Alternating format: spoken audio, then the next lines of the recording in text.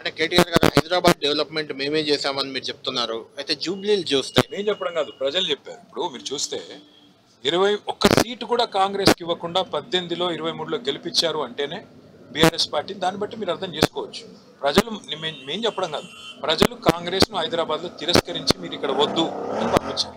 అంటే జూబ్లీస్ నియోజకవర్గానికి విషయానికి వస్తే జూబ్లీస్ అందులో ఉండదు. అసలు ఆ నియోజకవర్గంలో జూబ్లీస్ ప్రాంతమే ఉండదు.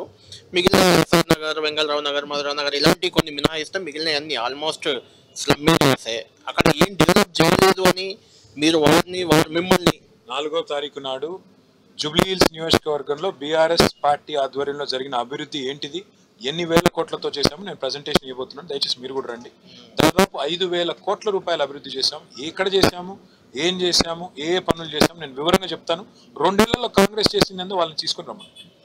2 ఏళ్ల కాంగ్రెస్ ప్రభుత్వం ఏం చేసింది జూబ్లీహిల్స్ కానీ హైదరాబాద్ కానీ వారిని రమ్మనండి.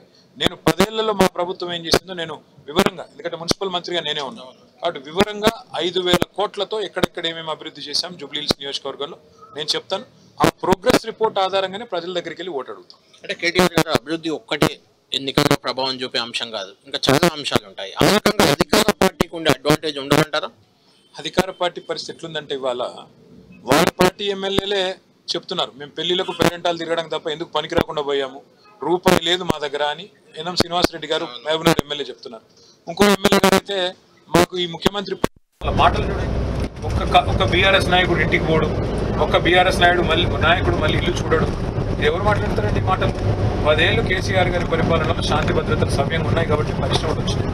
ఇవాళ ఇట్లాంటి మాటలు ఇట్లాంటి వ్యవహారాలు చేస్తే, తుపాకులు పెట్టి పారిశ్రామికవేత్తలను బెదిరిస్తే ఎవడుంటాడండి? నాకు అర్థం కాదు. రాష్ట్రాన్ని ఏం చేయదలుచుకున్నారు? రౌడీ షీటర్లో పాలు చేస్తారు. డెఫినెట్గా ఉన్న వాస్తవాలు ప్రజలు మాట్లాడుతున్నారు. ప్రజల్లో ఉన్నదే మా నాయకులు చెప్తున్నారు. తప్పేం లేదు. మీ అభ్యర్థిపై కూడా ఇప్పటికి నాకు తెలిసి 3-4 కేసులు అయినట్టున్నాయి. ఈ రోజు కూడా ఇంతకుముందు ఏదో ఒక కేసు అభ్యర్థి పిల్లల మీద కూడా కేసులు పెట్టారు. దరిద్రం ఏంటంటే రేవంత్ రెడ్డి గారి పరిపాలన ఎంత దరిద్రంగా ఉందంటే, మా అభ్యర్థి వారి భర్త చనిపోయిన తర్వాత 4 నెలలకి ఇవాళ ప్రజలో తిరుగుతున్నారు. ఆవిడికి భర్త గుర్తొచ్చి ఏడిస్తే కూడా దాన్ని కూడా రాజకీయం చేసే దౌర్భాగ్యపు మంత్రులు ఈ రాష్ట్రంలో ఉన్నారు. ఆవిడ కోసం తిరుగుతుంటే ఆ పిల్లల మీద కూడా కేసులు పెట్టే దౌర్భాగ్య ప్రభుత్వం ఈరోజు రాష్ట్రంలో ఉంది. అంతకంటే ఏం చెప్పాలి? ప్రభుత్వం యొక్క భయం.